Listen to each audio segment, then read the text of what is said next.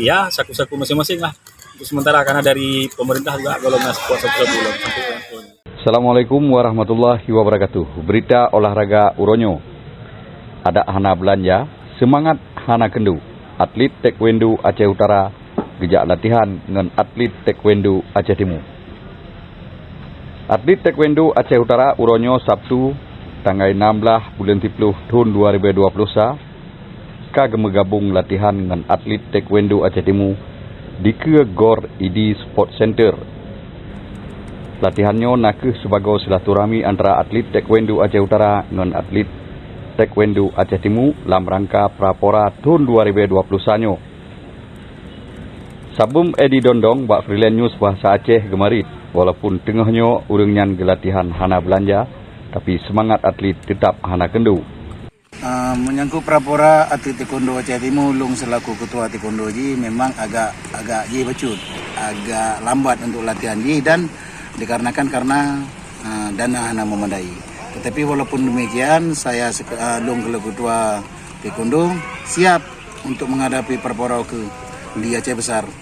Karena hanya waktu kesempatannya kamu mengundang Aceh Utara untuk silaturahmi kena dan uji coba.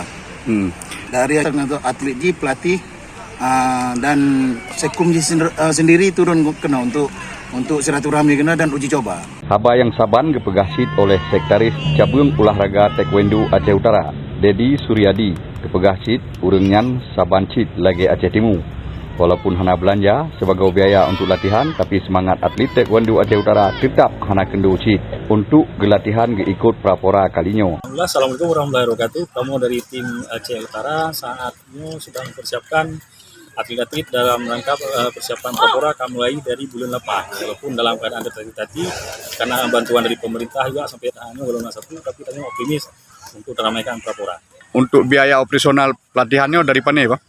Sampai saatnya tanya kaku dari pelatih sesamanya atau sesama pengurus yang sama-sama tanya mencari bersama dari ya saku-saku masing-masing lah untuk sementara, karena dari pemerintah juga golongan kuasa belum sampai. Alhamdulillah tanya diundang Aceh Timur untuk ajang silaturahmi sekaligus untuk menguji atlet-atlet dari Aceh Utara dan Aceh Timur untuk menuju prapora 2021 di Aceh Besar.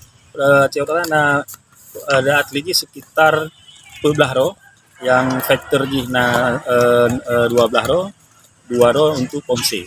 Abang kok tertarik silaturahmi Aceh Timur? Karena Aceh Timur juga merupakan suatu potensi di mana di Aceh Timur ini atlet-atlet juga yang akan bertanding nanti di prapora, sehingga tidak salah tanya tajak untuk kita coba uji coba dengan Aceh Timur. 12 ro atlet taekwondo Aceh Utara selain gejak silaturahmi dengan atlet Aceh Timur, awaknya nasid gejak uji coba mentanding di Sinan. Lambigunya atlet Aceh Timur akan gejak Aceh Utara jak silaturahmi. Habanyo gebesampo oleh Ilyas bin Ismail, Freelance News.